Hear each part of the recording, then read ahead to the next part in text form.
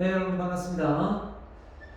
기업과 사회 2주차 강의를 진행하도록 하겠습니다. 자, 이제 성적이란다. 과목 정정기간이, 수강신청 정정기간이 지났죠. 이제 본격적으로 여러분이 첫 주하고 많이 변동이 있을지 모르겠는데요. 혹시 1주차 강의를 정정기간 때문에 다른 강의를 듣고 못 들은 사람은 꼭 1주차 강의 내용을 듣고 자기소개 내용을 또다시 2주차에 올려주면 됩니다. 본 강의 내용은 PPT 영상을 보고 강의 영상을 듣고 강의 요약서를 올리면 출석 인정 됩니다. 그렇게 해서 제가 체크를 해 나갈 것입니다. 그리고 중간중간에 리포트가 있으면 이야기할 거고요. 그 다음에 이제 만약에 코로나가 좀 이렇게 완화되어서 대면 수업을 하게 되면 또 그에 맞는 여러분하고의 관계 속에서 좀 수업을 이어갈 수 있도록 제가 따로 진행을 하겠습니다. 또 만에 하나 지난 학기처럼 시험까지 못 치게 된다면 또 다른 대체안을 여러분한테 제시를 하겠습니다.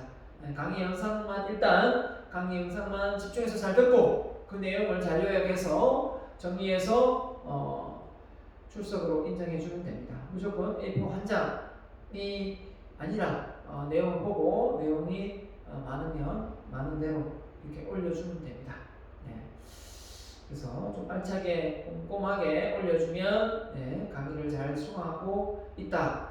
또 나중에 그걸 또 정리해서 시험 치게 되면 다 도움이 됩니다. 자, 지난 시간에 이어서 기업에 관한 얘기하고요. 기업과 사회니까 2장에는 사회로 넘어갑니다. 자, 기업이 가지고 있는 여러 가지 이 내용 중에 오늘 할 내용은 기업과 경제.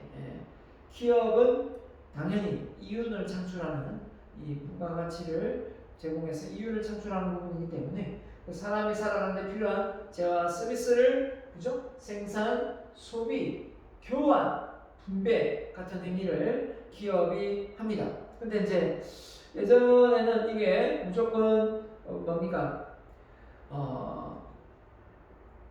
기업이 가지고 있는 어떤 역할만 되었지만 지금은 이 4차 혁명 시대가 도래되었지 않습니까? 이제는 생산자와 소비자가 구분되어지지 않고 딱 이 플랫폼을 통해서 이 소비자도 생산자가 될 수 있는 그런 상황까지 도래되었습니다. 그래서 이 이론이 어떻게 보면 과거에는 딱 맞아떨어졌지만 이제는 생산도 소비자도 생산을 할 수 있다라는 어떤 개념으로 이제 한 차원 업그레이드 되어야 될 부분이 아닌가 생각합니다. 자, 이 부분은 기존 우리 책에 있는 내용이니까 다음 업그레이드 되는 부분도 제가 말씀드리겠습니다. 그래서 경제 체제 자체가 어떻습니까?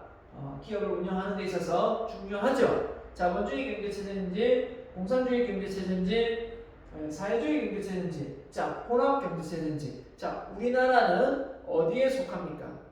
우리나라는 자본주의 체제입니까? 공산주의 체제입니까? 사회주의 체제입니까? 경제 체제입니까? 아니면 혼합 경제 체제입니까? 우리나라는 대한민국은 어디에 해당될까요?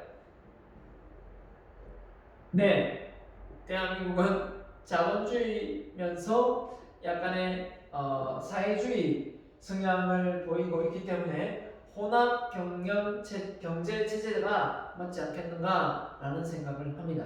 왜 그러냐면, 자 보세요. 자본주의 경제 체제는 모든 개인의 사유재산, 이익추구권, 직업선택권, 자유경쟁권을 다 줍니다. 그렇기 때문에 우리 자본주의 경제 체제 맞죠? 우리 자본주의 국가 맞죠? 그러나 또 어느 부분에서는 보세요. 사회주의 경제체, 개인의 소유권을 인정하는 국가의 철도, 국가가 철도, 전기, 수도, 가스, 통신, 은행 이런 부분은 다 허용을 하지 않고 있습니다. 그럼 한국은행도 국가가 관리하지 않고 또 뭡니까? 이 가스 역시 통신, 다 민영화 시켜야 됩니다. 또 뭡니까? 전기 마찬가지예요. 한국 수자원공사 다 민영화 시켜야 돼요. 공기업으로 남용하지 않습니까? 그런 것처럼 우리 대한민국은 혼합 경제 체제를 지향하고 있다 이렇게 보면 되겠습니다. 그래서 자본주의가 좋긴 하지만 왜 이런 철도나 전기나 가스나 이런 부분은 왜 사회주의 경제 체제를 가지고 있는지 여러분 진짜 이해하십니까? 우리가 민주주의가 좋고 공산주의가 나쁘다 이렇게는 이제 알고 있습니다. 맞죠? 하지만 사회주의는 어떻습니까? 자유롭게 하는 부분도 있지만 강제적으로 하는 부분이 있다는 겁니다. 맞죠? 그런 부분이 있을 때 어떻게 보면 약간의 사회주의가 있는 거죠. 자, 베트남 같은 공산주의가 맞는 것 같아요. 왜냐하면 그 나라는 갔더니 땅을 개인이 소유를 못해요. 임대를 하더라고요. 국가에 임대를 해서 돈을 내더라고요. 50년 주기로 임대를 해서 내더라고요. 그런데 위에 건물을 짓는 거는 자기 마음대로 지을 수 있어요. 그 땅 위에. 하지만 건물도 베트남 가보세요. 건물이 전부 네모나요. 다 정사각형이 아니고 아마 직사각형 좀 되는 것 같아요. 하여튼 그런 네모난 모양, 네모난 집을 엄청나게 볼 수 있더라고요. 예, 그런 걸 보면서 또 일본을 갔더니 일본도 사실 저는 좀 자본주의 국가 느낌보다는 약간 사회주의 느낌이 많이 들었었어요. 일본도 혼합 경제체제인 것 같아요. 그러다 좀 더 우리 대한민국보다 훨씬 더 좀 덜 자유롭게 느껴졌어요. 뭐 다른 건 잘 모르겠지만 특히 이제 이 자동차를 봤더니 우리나라의 자동차는 어때요? 모든 자동차가 외국의 자동차들이 많잖아요. 뭐 벤츠부터 BMW부터 정말 자동차가 종류별로 다 타고 다니는데 일본에 가면 전부 도요타 자동차, 일본 자동차밖에 없어요. 자, 이런 걸 볼 때 아니 왜 우리나라 자동차 좋은 것도 많고 외국의 벤츠도 많은데 왜 일본은 저렇게 자동차가 자기 나라 정말 자동차밖에 없는가 물어봤어요. 물어보니까 가이드한테 일본은 외국 자동차를 타면 세금이 엄청나대요. 그리고 자기 나라인데도 불구하고 자기 아파트에도 국가에 세금을 내야 된다는 거예요. 그러니까 경차를 많이 타잖아요. 일본은 경차를 탈 수밖에 없어요. 차가 크면 CC가 크면 세금이 많이 부담을 해요. 그걸 놓고 보면서 야, 대한민국 참 살기 좋은 나라구나 그런 느낌을 받았어요. 그리고 미국 같은 거 보세요. 의료가 민영화되어가지고 그죠? 이 우리나라가 의료가 국민 이게 국가 잘 돼 있잖아요. 그러다 보니까 의료 체계가 잘 돼가지고 코로나로 그죠? 미국 같은 경우는 주사를 하나 맞는데 엄청난 돈이 많이 들었었잖아요. 지금 어떻게 될지 모르겠지만 우리나라는 어떻습니까? 거의 무료를 하고 또 많이 의료보험 혜택이 주어졌죠. 이런 걸 놓고 볼 때 이 경제체제 자체가 상당히 국가의 기업을 운영하는 입장에서 많이 좌지우지한다는 거죠. 그럴 수밖에 없는 게 소유하고 싶고 갖고 싶고 내 것이라 생각하면 더 많이 소유하고 싶은 게 사람의 어떤 그 심리적인 어떤 본능인 것 같아요. 그런데 그걸 못 갖게 하고 소유를 못하게 하면 사람이 어떻습니까? 무기력증에 빠지고 동기가 유발되지 않아요. 맞죠? 자, 그래서 공산주의는 말 그대로 생산, 소비, 가격 뭐 이런 모든 부분이 의사결정이 한 명의 통치자에 의해서 그죠? 결정되지 않습니까? 그래서 개인주의 소유권을 인정하나 국가의 철도 이런 거 인정하지 않고요. 혼합경제체제. 그래서 이걸 다른 말로 뭐라고 했습니까? 수정자본주의란 말을 씁니다. 자, 다음 중 경제체제 중에서 수정자본주의에 해당되는 부분을 고르시오는 혼합경제체제 이렇게 보면 되겠죠. 자, 가보겠습니다. 자, 그래서 기업과 경제. 자, 크게 보면 것이, 작게 보면 미시인데, 자, 기업이 경제의 흐름을 꿰뚫어 보지 못하고 성견지명이 없으면 기업이 현존할 수 없겠죠. 그래서 기업은 미시적으로나 거시적으로나 그 변동사항을 잘 살피고 수입을 해야 되겠습니다. 그래서 전체적으로 시각에서 경제 전체의 활동을 이해하는 부분이 필요하겠죠. 기업마다 가게, 기업, 정부 전체 생산물을 집합적인 하나의 대상으로 보고 이게 순환한다고 지난 시간 배웠잖아요. 통합적으로 관리되어지는데 이게 이제 거시적인 거죠. 그렇게 보는 거고 그래서 가장 많이 보는 게 그 나라의 경제 지표, GNP, 그죠? GDP, 예. 국가, 그죠? 국내 국가 이렇게 보는 거죠. 물가 상승률, 환율, 금융 이렇게 보는 겁니다. 결국은 이제 실용 주가가 많이 떨어지고 있죠. 그 많은 영향이 바로 미국의 부채 금리가 올라가는 바람에 주가가 지금 떨어지고 미국이 떨어지는 거 우리도 미국의 영향을 많이 받거든요. 우리나라 주가가 좀 떨어지고 있습니다. 맞죠? 이런 걸 놓고 볼 때 이 환율이라든지 이 금융 정책, 이 글로벌 금융 정책을 우리가 무시할 수가 없습니다.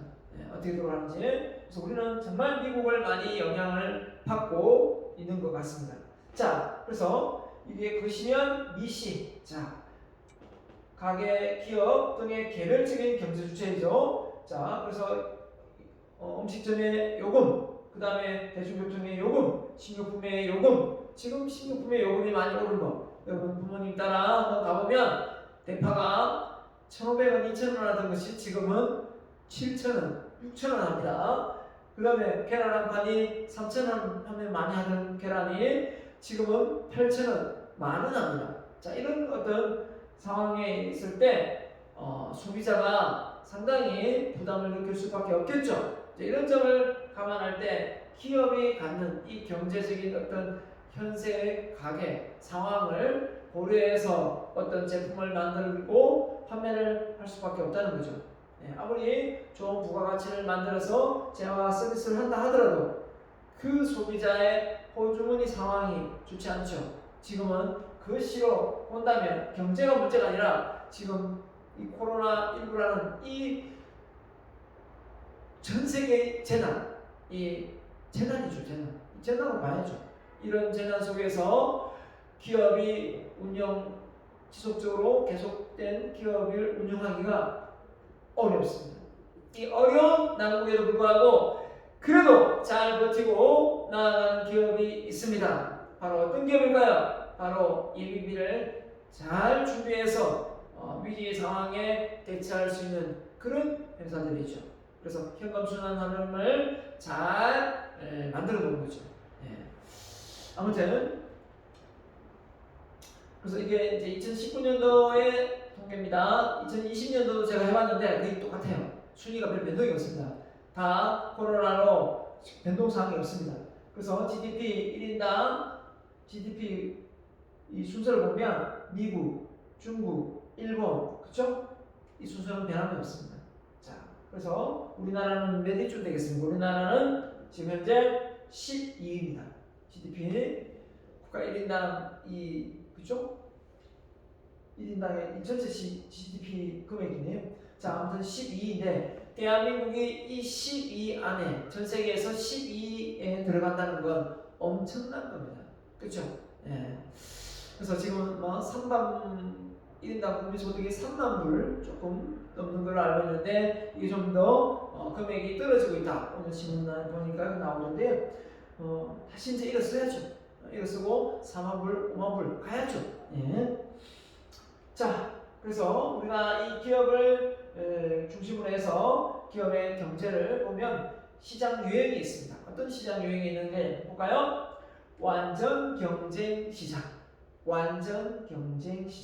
그 다음에 과점 시장, 그죠? 과점 시장이고, 그 다음에 독점적 경쟁 시장이 있고, 그 다음에 독점 시장이 있습니다. 자, 원래 기업을 운영하는 입장에서 보면 가장 좋은 메리트는 뭡니까? 완전 경쟁 시장이죠. 모든 기업들이 아주 공평하게 서로 경쟁해서 가격을 결정해서 판매하는 이런 무한 경쟁 상황이 되는 거지 않습니까? 자, 다수의 산업 내에 경쟁자가 존재하고 동일하거나 유사한 제품을 사고 판다. 수요와 공급의 법칙의 가격이 결정된다. 참 좋은 의미인데 모든 것이 이 완전 경쟁 체제하에 휘발유 가격이라든지 소매업, 쌀, 생필품, 농수산물이 결정되면 참 좋긴 하지만 때로는 이 속에서도 독점을 하거나 과점을 하거나 그죠? 독점 경쟁을 하거나 이렇게 될 수도 있습니다. 하지만 이런 기본 물품들은 쉽게 이렇게 단합 행위를 못하도록 국가가 또 많이 살피고 있습니다. 그죠? 자, 과점 뭡니까? 네. 소수의 경쟁자만 존재하는 환경이다. 자, 그러면 70% 정도가 지배를 한다고 했는데 그 시장 자체를 거의 뭐 독점보다는 독점 거의 뭐 90%가 되니까요. 70%니까 몇몇 안 되겠죠. 볼까요? 얘가 자동차, 이동통신, 정유회사, 항공회사, 전자, 맥주. 자, 이런 회사들은 진입 장벽이 높아서 맞죠? 아무나 제조업에 뛰어들 수가 없죠. 이런 업종을. 그렇기 때문에 과점이다. 이렇게 보는 겁니다. 과점이다. 그래서 경쟁수가 많지 않은 발전 시장의 경쟁이다.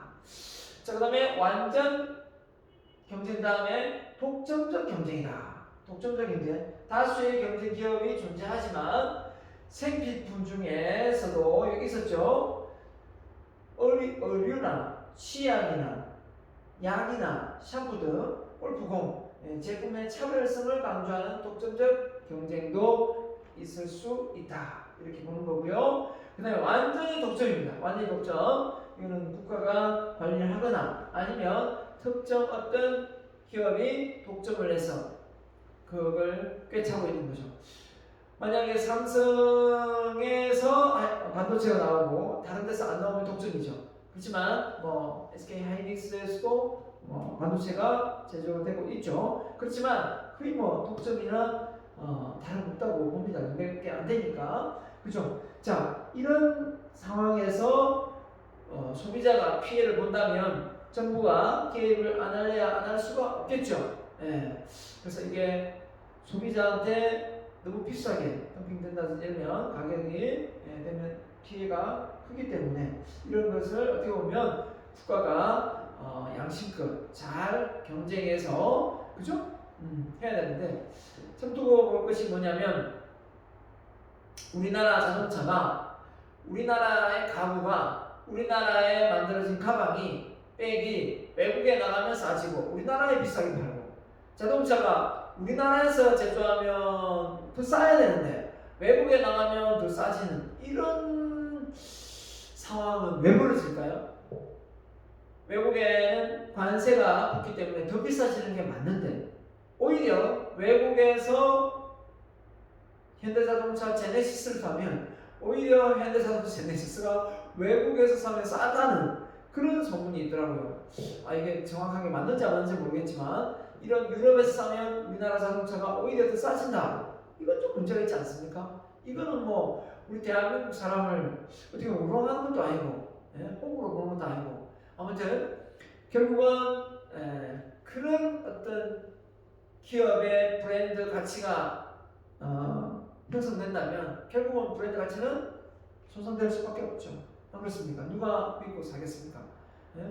대한민국 사람이 좀 비싼 거에 혹한다는 그런 어떤 그 국민성을 이용해서 비싸게 판다는 그런 마인드는 저는 아니라고 봅니다. 물론 자동차가 어떤 기능이나 그죠? 이런 옵션 부분에서 뭐 더 추가되는 부분이 있어서 비싸고 또 빠졌어 싸다면 문제가 되지 않겠지만 똑같은 제품이 어느 나라에서 비싸지고 어느 나라에서 싸지는 이런 상황은 좀 아니라는 생각이 좀 듭니다. 자, 갑니다. 그 다음에 기업 경영의 본질. 자, 기업 경영 본질. 자, 기업이 경영하는데 본질은 뭐냐? 일단 첫 번째가 고객 만족 경영이다. 맞죠? 고객을 던져서는 기업이 살아남을 수가 없죠. 고객의 구주문을 열어야 기업의 이윤을 창출할 수 있기 때문에 그러면 고객 만족 경영을 하려면 어떻게 되느냐? 기업이 소비자를 요구하는 충족하기 위하여 제품 서비스를 소비자의 관점에서 설계하고 생산해야 된다. 그래서 소비자의 니즈를 잘 파악하기 위해서 소비자가 어떤 생각을 가지고 있고 소비자의 불편한 상황이 무엇인지 이걸 빨리 파악해서 제품을 수정하거나 맞춤형 제품을 완성해내는 방법밖에 없습니다. 그렇기 때문에 소비자가 갖는 힘이 상당히 지금은 커져 있습니다. 예전 같았으면 수요가 많고 공급이 딸리면 생산자 입장에서 기업은 상당히 큰 소리치고 물건을 팔았어요. 근데 지금은 어떻습니까? 공급이 넘쳐나요. 왜냐하면 외국에 많은 물품들이 수입에 들어오기 때문에 우리나라 제품하고 비교되어서 경쟁력이 없으면 사지는 않습니다. 안 그렇겠습니까? 그렇기 때문에 공급은 늘어나고 수요는 한정적이고 이러다 보니까 수요자인 고객이 더 까탈스럽게 생산자를 괴롭힐 수가 있어요. 한마디로 기업을 운영하기가 결코 호락호락하지만은 않다는 겁니다. 그렇지만 고객을 거스르고 잘 되는 기업은 없습니다. 그렇기 때문에 고객의 입맛이 까탈스럽다고 욕할 게 아니라 고객의 개성을 잘 살린 제품과 서비스를 만들어내면 그게 곧 그 기업의 경쟁력이 될 수 있다라는 겁니다. 안 그렇겠습니까? 자, 그래서 고객 만족은 바로 뭐냐? 뒤에 나오겠지만 고객 만족은 고객이 기대하는 기대치와 사용 가치가 일치될 때 고객 만족이 나오는 겁니다. 고객은 물건을 사용하는 겁니다. 내가 처음에 기대했던 거와 일치될 때 아하, 역시 돈 제값을 하는구나 하는 거죠. 네. 자, 그래서 자원의 지속화, 결국은 유형 자산, 무형 자원을, 그죠? 유형 자원, 무형 자원을 잘 접목해서, 그죠? 예, 제품을 만들어내는 거니까 자원을 최적화한다. 한마디로 인풋 대비 아웃풋이니까 적은 자원을 이용해서 많은 업무의 생산성을, 효과성을 내는 거니까, 부가가치를 창출하는 거니까 많은 인원이 들어갔던 부분이 인원은 적은데 제품은 많이 생산되는 AI 기능을 통해서 인공지능화되어서 자동화된 시스템, 그죠? 결국은 4차 혁명 시대에 이 원재료는 상당히 적게 소모가 되고 있습니다. 왜 그러냐면 이 제조업이 뭐하고 만났습니까? ICT, 정보통신 기술, 인포메이션 커뮤니케이션 테크놀로지, 이 정보통신 기술하고 융합이 되어서 어떻습니까? 완전히 이 연결고리가 결국은 지능화되어서 어떻습니까? 융합이 되어서 재료가 훨씬 더 낭비되지 않고 재고가 쌓이지 않고 바로바로 제조가 되는 거죠. 그래서 고급 인력이 적재적소에 배치가 될 수 있도록 되는 거고요. 아무튼 이런 자원의 지속화, 기업 환경의 작용입니다. 한마디로 기업은 이 환경에 잘 적응해야만 기업이 유지될 수 있겠죠. 그래서 기업의 본질이 기술성, 인적, 물적, 그죠? 공장이나 기계나 또 땅이나 경쟁적 상황, 경제 상황, 사회 상황, 정치 상황, 법정 상황, 문화적 상황, 지리적 상황, 이 모든 것들의 조화를 이루면서 기업이 제품을, 서비스를 만들어내는 겁니다. 여기에 적합하지 못하면 도태되는 거죠. 정치에 등을 지고 하면 또 감사 들어와서 그 기업이 또 뭡니까? 이 사회에서 사라지는 그런 일도 종종 발생합니다.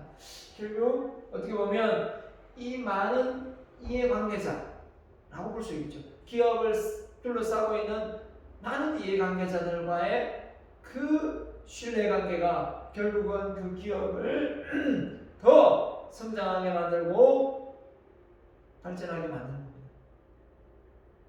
이걸 만약에 거스른다면 결국 그 기업은 오랫동안 장수할 수 있는 기업으로 성장할 수 없겠죠. 자, 그래서 저 문화적 상황, 우리 대한민국의 문화, 그 기업의 문화 전혀 맞지 않다면 결국 대한민국의 그 기업은 사라질지 모릅니다. 맞죠? 정서상 맞잖아요, 그죠?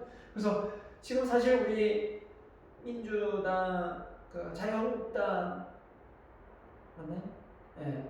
이 정권을 잡았을 때하고 지금 더불어민주당이 정권을 잡았을 때하고 다르죠. 다릅니다. 일본을 상당히 싫어하는 그런 문화가 지금 형성되어 있어요. 그래서 일본과의 어떤 교역이 전혀 지금 일어나고 있지 않은 상황입니다. 그러니까 이런 걸 놓고 볼 때 이런 문화권 속에서 기업을 하는 입장에서 일본하고의 외교 활동을 또 잘 안 되는 상황에서 이 일본에 수출을 하려고 하면 이게 얼마나 기업을 운영하는데 어려움이 많겠습니까? 맞죠? 이런 점도 다 고려가 된다는 거죠. 이 정치적 성향 또 그러고 나면 박근혜 정부 때 이재용 그죠? 부회장이 또 그 최순실한테 뭐 말도 주고 하여튼 이 로비 활동을 벌리다가 결국은 그게 잘못돼서 지금 감옥에 갔지 않습니까? 그런 어떤 외부의 상황을 뿌리칠 수는 없었을 거예요. 하지만 적당히 했었으면 되는데 그게 너무 과하면 이게 어떻습니까? 이제 정권이 바뀔 때 이게 또 다시 거론되어서 우리 대한민국의 1위를 달리고 있는 이 삼성의 그 CEO가 지금 감옥에 들어가 있다. 이 말이 되는 소리입니까? 예. 결국은 그 나라의 기업의 이미지가 대한민국의 이미지인데 본인 거라고 생각하고 뭐라고 합니까? 이재용 이제 회장인지 모르겠지만 뭐라고 합니까? 감옥에서 쓴 편지라고 하면서 거론이 된 거 보셨어요? 본사를 뭐 외국에 옮긴다고 하던데요? 본인 감옥에서 나오면 네. 악한 감정을 품고 있는 것 같은데 저는 이렇게 생각합니다. 물론 그런 마인드를 가질 수는 있을 수는 있으나 삼성은 이제 글로벌 회사지 본인 게 아닙니다. 아직도 자기 마음대로 할 수 있다는 그 생각을 가진 그 마인드 자체가 벌써 이 지배 구조를 가지고 있는 이 독점을 하고 싶은 이 개인 기업을 가진 듯한 그런 어떤 마인드 저는 아니라고 봅니다. 네, 우리나라 지배 구조가 참 강해요. 그 기업의 CEO가 독점을 하고 있으니까요. 많은 주가, 예? 주주의 대표주가 자기가 힘이 파워가 세니까 자기 마음대로 회사를 지배할 수 있다는 그 지배적인 구조 자체가 생각 자체가 저는 공산주의나 다름없다고 생각합니다. 개인 기업이야 자기 마음대로 접고 어디 가서 사업을 하겠지만 법인을 창업했다면 주식회사는 내게 아닙니다. 맞죠? 그거는 어디까지나 공공의 자산입니다. 유한 김블리의 그죠? 유한 김블리 유일한 박사님. 그 박사님의 그 정신을 보면 국가가 1순위고 그 다음에 2순위가 뭡니까? 교육이고 3순위가 기업이고 4순위가 가정인가 이랬습니다. 대단하지 않습니까?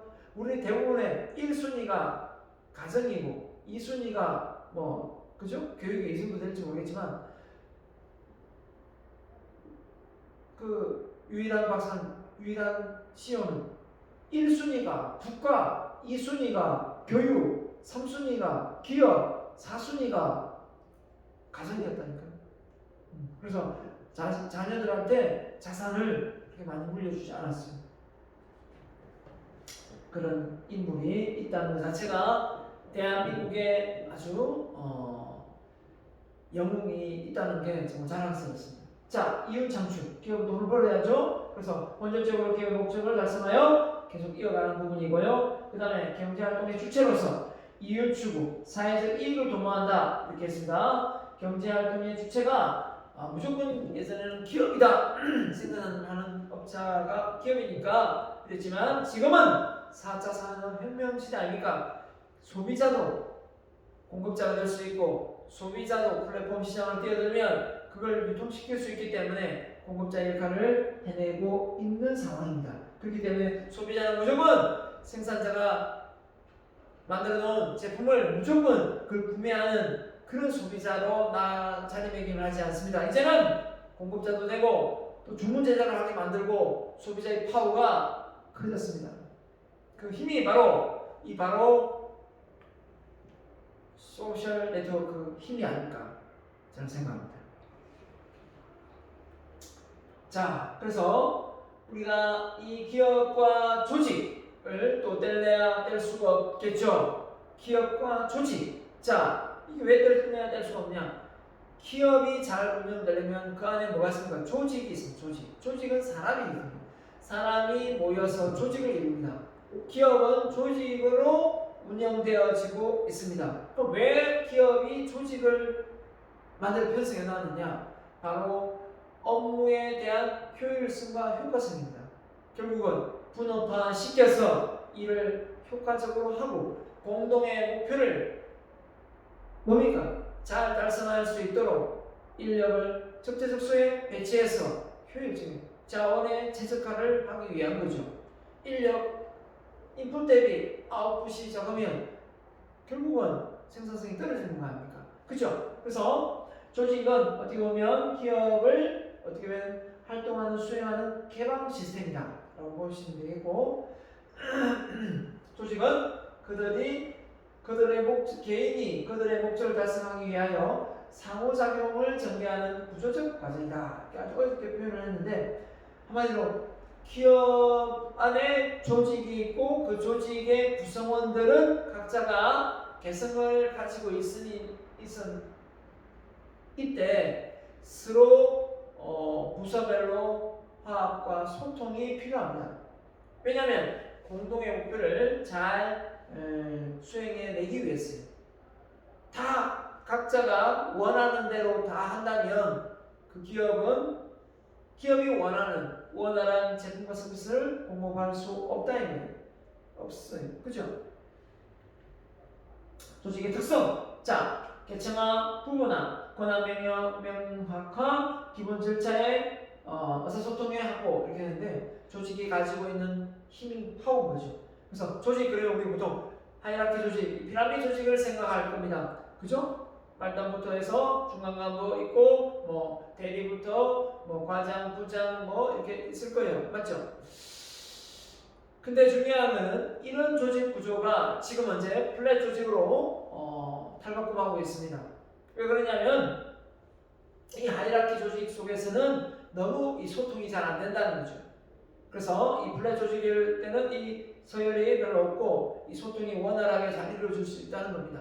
그러니까 한 번에 어떤 변화가 있으려면 이 과정 속에서 그죠? 너무 많은 이 체계가 형성되어 있다 보니까 이 보고가 너무 거추장스럽고 힘드는 거죠. 근데 어떻습니까? 이 플랫 조직은 소통이 쉽고 빨리빨리 변화가 일어나고 있는 거죠. 자, 이런 상황에서 이 조직의 특성이 지금 소통이 잘 되는 쪽으로 가고 있습니다. 예. 자, 그래서 조직의 특성 보면 중요한 게 시험에 나올 수 있습니다. 공동의 목표가 있어야 된다. 아무리 조직이 부서별로 있지만 그 조직이 가고자 하는 목표는 동일해야 맞죠? 분업화된다. 각자 일을 나눈다.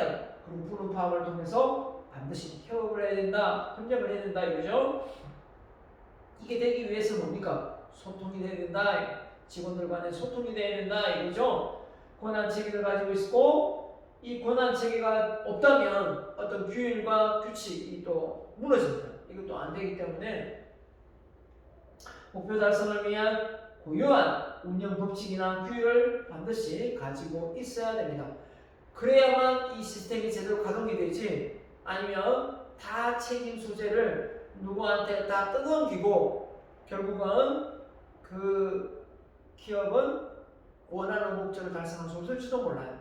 네, 그렇죠. 그래서 조직이 갖는 이런 특성을 보면 어떻게 보면 잘 짜임새 있게 구성되어 있다 이렇게 볼 수 있겠습니다. 그래서 좀 이해를 돕기 위해서 결국은 조직이 탄생한 게 결국은 원인은 뭐냐? 업무에 대한 효율적인 노동인 거예요. 인적 자원을 지면 사람을 좀 더 잘 활용한다는 그런 의미가 되겠죠. 그래서 도구를 만들고 분업화시켜서 이걸 조직화시켰더니 훨씬 더 생산성이 좋다. 바늘을 만드는데 혼자서 설사를 자르고 뾰족하게 만들고 구멍을 뚫고 이렇게 하는 겁니다. 누구는 설사를 자르고 누구는 앞을 뾰족하게 만들고 누구는 실을 낄 수 있는 구멍을 만들고 이렇게 분업화시켜서 제품을 만들어 봤더니 역시 조직을 짜서 하니까 훨씬 더 많은 제품이 생산되더라는 거죠. 혼자서 북치고 장구치고 다 하는 것보다. 자, 그래서 이 바나드가 또 정의를 내렸습니다. 아, 조직은 뭐냐? 2인 이상이다. 야, 이 조직 그러면 여러 명이 최소한 모여야 될 것 같은데 그건 집단이고요. 자, 조직은 단 2명만 모여도 조직으로 지불한다. 이렇게 조직으로 본다 이겁니다. 그렇기 때문에 이 두 사람도 이 소통이 안 되면 진짜 안 됩니다. 네, 하여튼 중요하고요. 분업화되어 있고 공동의 목표고 상호 관계가 있다. 그래서 관계가 없는 조직은 조직이 아니죠. 남이죠. 그래서 서로가 안과 밖이 구분되어 있으니까 이런 조직이라는 말을 쓰게 되는 겁니다. 구분되어지지 않은데 그걸 조직이라고 합니까? 시장에 장 보러 갔는데 많은 사람 장을 보고 있습니다. 다 장을 보는 건 맞아요. 하지만 각자가 다른 장을 보고 있죠. 그리고 서로 소통하지 않아요. 서로 유대하지 않습니다. 각자가 그냥 사요. 그러면 그건 조직이 아니죠. 맞죠? 자, 그래서 조직이 미치는 영향 볼까요? 이 조직은 자원의 결합이다. 결국은 이 조직이 여러 개를 그죠? 여러 자원을 결합시켜서 하나의 어떤 그 업무 성과를 만들어낼 수가 있는 거죠. 그 조직이 있기 때문에 그 자원을 어떻게 보면 잘 결합을 시킬 수 있다. 그 예로 보여진 게 바로는 배인데요. 자, 우리나라는 이런 큰 뭡니까 이거 배를 이렇게 군사용으로 취하면 됩니까? 이런 함정을 못 만들고 있습니다. 그죠? 큰 뭐 유조선이나 이런 걸 만들어내지만 아직 이런 비행기가 착륙할 수 있는 이런 배를 건조를 못하고 있어요. 왜 못하고 있는지 안 하고 있는 건지 진짜 기술력이 없는 건지 그건 잘 모르겠지만 아직 이런 배를 못 만들고 있는 것 같아요. 자, 이 배가 저는 선박을 만드는 걸 제가 직접 강의를 조선 업종에 많이 가가지고 봤어요. 어떻게 만든 거 봤더니 앞부분 만드는 회사, 뒷부분 만드는 회사, 옆면적 만드는 회사, 또 안면적 만드는 회사 다 달라요. 그래서 나중에 이걸 딱 조립을 해서 용접을 하더라고요. 그래서 배를 만드는데 한 회사에서 전부 다 한 번에 만드는 것이 아니라 배 어느 위치 다 쪼개서 이렇게 다 붙이더라고요. 그래서 나중에 배가 완성이 되는 걸 봤습니다. 그런 걸 보고 정말 체계적으로 서로 정보를 공유하고 사이즈를 다 맞게끔 해서 조합을 시키겠죠. 만약에 그게 서로가 정보가 잘못 전달되어 수치가 제대로 안 맞다면 이건 정말 낭패입니다. 안 그렇습니까? 배가 정말 뜨겠습니까? 가라앉지. 안 그렇습니까? 자, 아무튼 이게 자원의 어떤 결합을 조직의 힘으로 이게 가능하다 이렇게 보면 되고요. 제품과 서비스 역시 마찬가지입니다. 우리가 많은 서비스를 공급받지만 이게 체계적으로 조직화되어 있기 때문에 그게 우리가 좋은 서비스를 받을 수 있는 거고요. 또 사회에 미치는 영향, 이런 건설을 해내는 이 사회적인 발전, 이 건설업체들의 어떤 조직의 힘이 아니고서 어떻게 이런 건물이 만들어지겠습니까? 그래서 우리나라가 뭐 다리라든지 이 건물 같은 걸 정말 잘 만들어요. 두바이에 있는 건물이라든지 우리나라의 어떤 이 기술력이 세계 고층 빌딩을 거의 다 완성하고 있다는 걸 보고 정말 놀라웠습니다. 또 우리나라 사람이 또 이게 터널을 하나를 잘 뚫어요. 여기서 포항까지 한번 가면 울산에서 포항까지 가면 전부 터널이에요. 전부 터널. 예. 근데 그 터널을 잘 뚫는 거 보면 참 북한도 터널 잘 뚫고 대한민국도 터널 잘 뚫고요. 자, 아무튼 대한민국 사람, 북한 사람은 터널 하나 잘 뚫는 것 같습니다. 개인의 삶에 미치는 영향. 사람은 태어나서 죽을 때까지 요람에서 모든까지 조직의 힘을 영향을 받을 수밖에 없다 이렇게 봅니다. 그죠? 이 상조회사의 도움을 통해서 장애를 치는 경우도 많잖아요. 그죠? 그렇기 때문에 결국은 조직의 힘이 필요하다. 이렇게 보는 겁니다. 그래서 이런 것들이 다 기업이고 그 조직을 통해서 기업이 운영되고 있다. 이렇게 보면 되겠습니다. 자, 그래서 조직이 갖는 네 가지 속성들 앞서 반복되는 부분이 있겠죠. 인간이 모여서 하는 2인 이상, 즉 인간이다. 동물도 아니고 또 뭡니까? 기계도 아니고 반드시 사람이다. 이렇게 보는 거고요. 공동의 목표고 체계화된 구조와 절차가 있다. 조직이라서 너무 자유롭고 자유분방한 건 아니다. 반드시 규율과 규칙의 통제가 따를 때 조직이 완성된다. 그러니까 사람이 여러분이 성격적으로 좀 이렇게 마음이 여린 사람은 이 리더십을 발휘할 때 이 통제를 잘 못해요. 남한테 싫은 소리를 잘 못하는 사람이 있어요. 아니면 잘못됐다 딱 혼을 내야 되고 야단을 쳐야 될 직원이 있으면 그걸 해야 되는데 그걸 못하는 상사가 있다면 결국은 리더십을 잘 발휘 못하는 경우도 있습니다. 조직이 어떻게 보면 서열이 있는데 그 서열에 맞는 그 직책에 맞는 권한이 있는데 그 권한을 잘 다스리지 못하고 누리지 못하고 좋은 게 좋은 거다 하면서 너무나 술에 술 탄 듯 물에 물 탄 듯 이렇게 생활하다 보면 조직이 오히려 무너지게 되어 있다. 물론 너무 강한 조직, 유연한 조직 다 나눠져 있지만 아직까지 강하게 자리매김하고 있는 조직은 군대 조직, 또 공무원 조직 이런 거 아닙니까? 연구직에 가서 조직 구조를 따지면 연구 직원들의 아이디어가 나오지 않을 겁니다. 하지만 군대라는 이 체계 속에서 만약에 조직이 무너진다면 북한이 넘어왔을 때 자 나가서 같이 싸울 사람 여기 붙어라 이렇게 할 거예요. 명령이 없다면 움직이지 않을 겁니다. 목숨이 왔다 갔다 하는데 맞죠? 그렇기 때문에 조직이 갖는 힘은 때와 기업의 상황에 맞게끔 달라질 수 있고 조직 기업의 문화에 따라 달라질 수 있다 라는 겁니다. 그러니까 기업이 이 하이라키 조직에서 플랫 조직으로 바뀐다 해서 기대하고 왔는데 내가 근무한 어떤 회사가 너무 서열이 높고 이렇게 사장님 얼굴 보기도 힘든 그런 회사가 있을 수도 있습니다. 있어요. 그렇기 때문에 너무 보편적으로 보지는 마시기 바랍니다. 환경 적응이나 적합할 시 기업 내 조직이 무너지면 기업도 무너지는 거니까 환경에 잘 적합하게 조직이 짜여져야 되겠습니다. 방금 얘기했죠? 그래서 조직의 경계가 제한된 개방이다. 완전히 폐쇄력이 되면 바깥하고의 그 연락이 두절되는 거하고 똑같죠. 조직은 망해요. 소비자가 가지고 있는 어떤 니즈를 판단하지 못하고 기업을 운영할 게 뻔하기 때문이죠. 그래서 이 제한된 개방인데 완전히 개방을 하면 이건 줄도막도 안 돼요. 이게 조직이 아닌지 아까친지 내 집단인지 외 집단인지 구분이 안 가는데 조직 문화가 어떻게 형성되겠습니까? 조직 문화가 없는 거죠. 조직이 있기에 조직 문화가 있는데 조직 문화가 없다는 것은 조직 문화로 가져갈 만한 어떤 그 패턴이 없다는 거잖아요.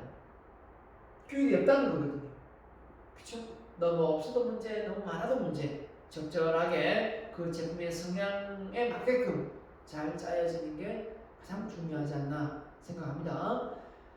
전시에 일어나는 어떤 상황과 그냥 보통 일어나는 상황에서 그 어떤 조직 문화가 같을 수는 없잖아요. 그죠? 부대라는 조직을 두고 했을 때 말입니다. 자, 그래서 우리가 기업과 조직은 결국은 기업 조직의 시스템, 개척 단계, 기업이 처음에 설립했을 때, 그죠? 확장 단계, 권위 단계, 실시 단계 이렇게 4단계로 안정권에 들어서면서 결국은 여기서 어떻게 보면 우리 제품의 라이프 사이클하고 똑같아요. 또액기, 성장기, 성숙기, 쇠퇴기로 넘어가느냐 아니면 쇄신 단계로 해서 계속해서 성장하느냐 이렇게 판단하는 것 같아요. 여기를 계속 쇄신하지 못하면 그 기업은 망할 수밖에 없는 거고 결국은 개인도 마찬가지죠. 일신, 우일신, 대학 교육이 끝나고 그 다음부터는 교육이 끝난 것이 아니라 교육은 이미 평생 교육을 해야만 내가 자기매김을 할 수가 있는 세상이 되어버렸어요. 왜냐하면 이미 이 SNS의 발달로 많은 정보가 공유되어서 과거가 되어버리는 거죠. 이미 이게 내 거다, 이건 나만의 기술력이다 하고 가지고 있었던 것이 어느새 다 부시대 기술력이 되어버리는 거죠. 그게 보편화가 빨리 진행되다 보니까 지금의 상황에서는 어떻습니까? 1위 기업을 하던 기업이 몇 년 안에 다시 밀려나는 그런 상황이 발생되는 거예요. 그래서 이런 상황에 있을 때 우리가 할 수 있는 전략은 바로 제대로 된 준비 속에 체계화된 교육 시스템과, 그죠? 4차 혁명 시대에 맞는 걸맞는 인재를 양성하는 게 정말 필요한 것 같습니다. 그래서 우리는 예를 들면 무인 자동차 우리는 받아들이지 않을 거고, 맞죠? 우리는 무인 점포 안 할 거고, 우리는, 그죠? 다른 나라는 다 하더라도 우리는 안 할 거다라는 세국 정책을 펼친다 한들 그게 오래가지 못한다는 겁니다. 이미 휴대폰으로 세계의 어떤 정보가 속속들이 들어오고 변화가 일어나는데, 그런 자동차가, 그런 제품이 없으면 안 쓰겠지만 있다고 지금 내 눈에 들어오는데 그걸 살 수도 있는데 안 사고 못 빼긴다는 거예요. 법으로 공산주의 체제에서 막지 않은 이상은 결국은 우리 국내 제품보다 외국 수입산을 쓸 수밖에 없다는 거죠. 그런 시대에 발맞춰가는 이 기업을 운영하는 CEO는 얼마나 애간장이 타겠습니까? 그죠? 오늘의 1등이 내일의 2등, 3등이 밀려날 수 있는 시대인데, 그래서 이런 점을 감안할 때 정말 빠르게 변해가는 이 시대적 상황에 살아남기가 참 어렵다라는 생각이 듭니다. 이걸 잘 앞서가려면 어떻게 해야 될까?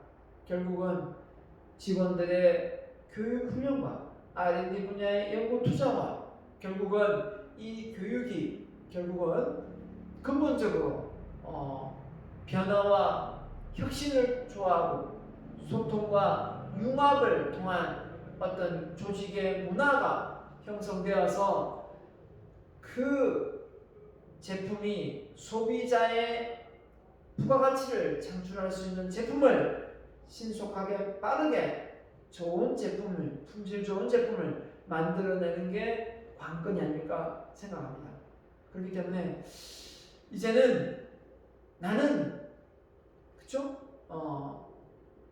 부시대가 좋아, 그렇기 때문에 그걸 할 필요가 없어 라고 말하기는 이미 늦은 상태라는 거죠.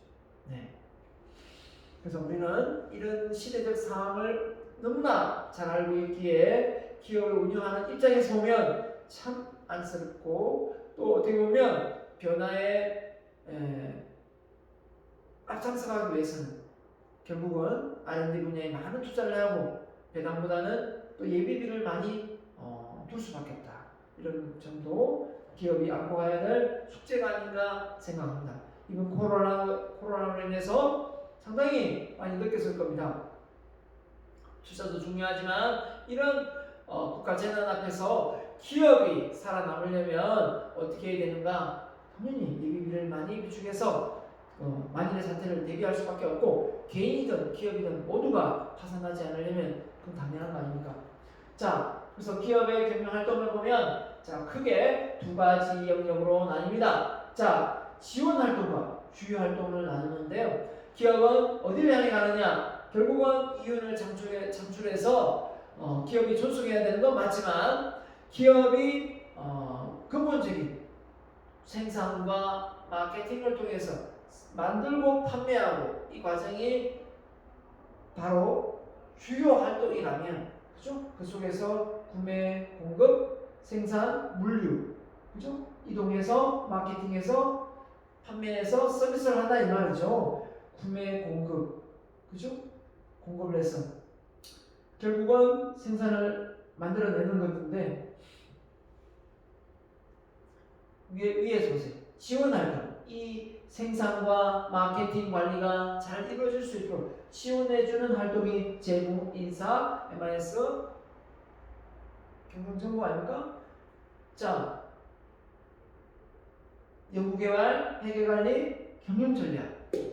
이 모든 것들이 결국은 주요 활동을 지원하는 활동을 하고 있다. 다음 중 지원 활동에 해당되지 않는 것을 고르시오. 하면 생산관리, 마케팅 관리는 주요 활동에 속하기 때문에 여기에 속하지 않습니다. 자, 이런 문제가 시험 문제에도 나올 수 있겠습니다. 네.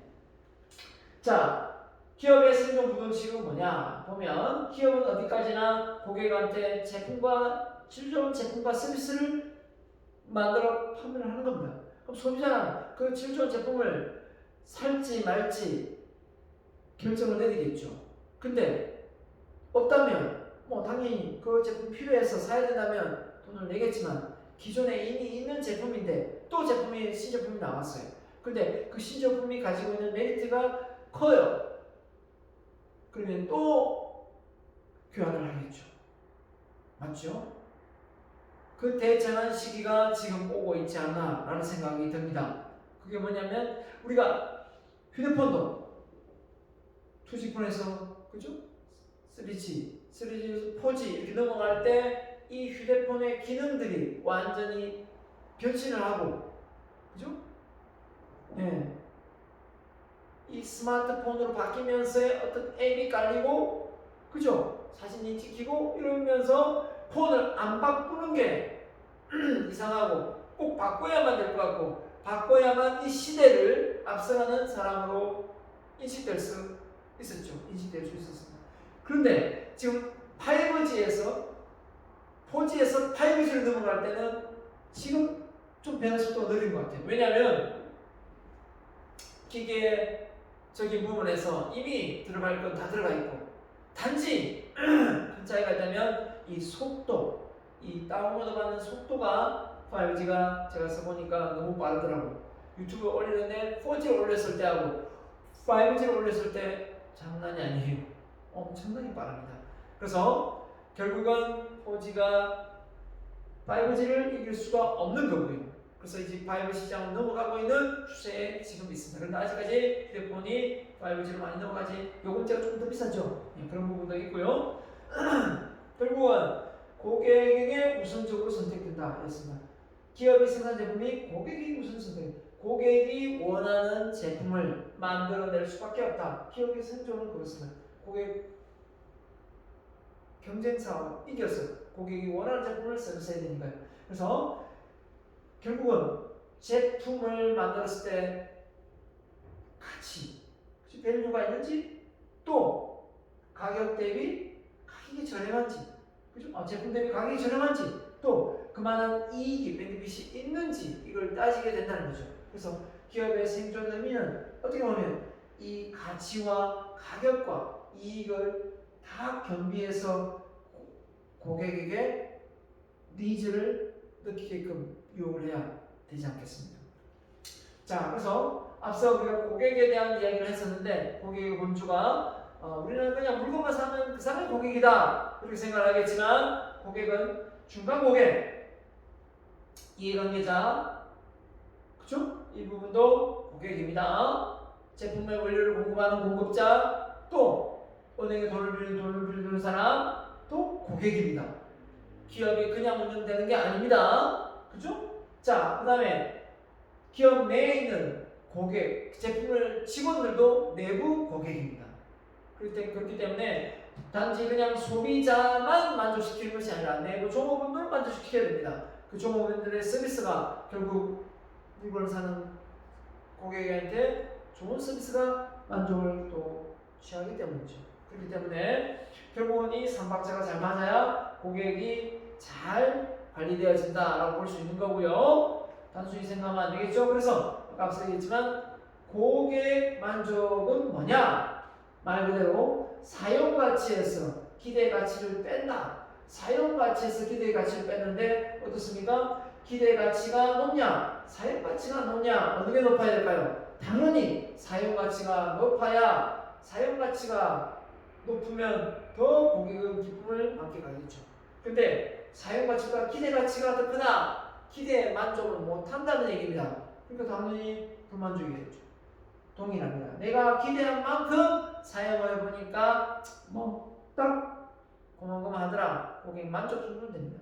근데 고객 만족을 넘어서야죠. 고객 감동을, 기쁨을 사용 가치가 준다면 결국은 소비자는 절대 배신을 하지 않을 것 같은 느낌이 드네요. 그죠? 그래서 고객 감동을 이렇게 한 사례를 좀 드리면 어떤 분이 제 아는 지인분이 가족이 현대모요 서울 사십니다. 고급 레스토랑에 갔습니다. 그래 가서 점심을 먹는데 갑자기 이제 음식이 이제 이렇게 다 나왔어요. 나왔는데 시키지도 않은 음식이 하나 나온 거예요. 그래서 이건 안 시켰는데 이제 4명이 다 따로 시켰어요. 다 원하는 게 달라가지고. 근데 이제 원치 않는 게 나온 거죠. 그래서 손님 죄송합니다 해서 이따가 다시 이제 메뉴판을 보고 제대로 메뉴를 선정해서 바꿔주려고 하니까 지금 가족들 다 먹고 있는데 자기는 지금 그걸 못 먹고 다시 기다렸다가 나오면 다 먹고 또 가족들 또 기다려야 되는 상황이 발생되는 거죠. 그래서 그냥 원치는 않지만 나온 거 그냥 먹을게요 하고 먹었답니다. 먹고 계산대 이제 가서 계산을 하려고 하니까 갑자기 지배인이 오셔서 오늘 불편을 끼쳐드려서 서비스를 제대로 못한 불편을 끼쳐드려서 정말 죄송합니다. 사과를 하더랍니다. 네, 아까도 사과했지만 네, 괜찮다고 계산 당하려고 하는데 네, 오늘 그냥 나가시다. 무료로 해준다는 거죠. 그래서 안 그래도 되는데 뭐 맛있게 먹었기 때문에 그러나 그 지배인이 하는 말이 뭐냐? 손님, 저희가 손님에게 만족스러운 서비스도 제공하지 못하고 거기다가 돈까지 받으면 우리 고급 레스토랑, 우리 무슨 레스토랑의 룰에 기준에 맞지 않습니다. 그렇기 때문에 오늘은 그냥 가십시오. 서비스로 해드리겠습니다. 그러니까 그 말을 다 들었으니까요.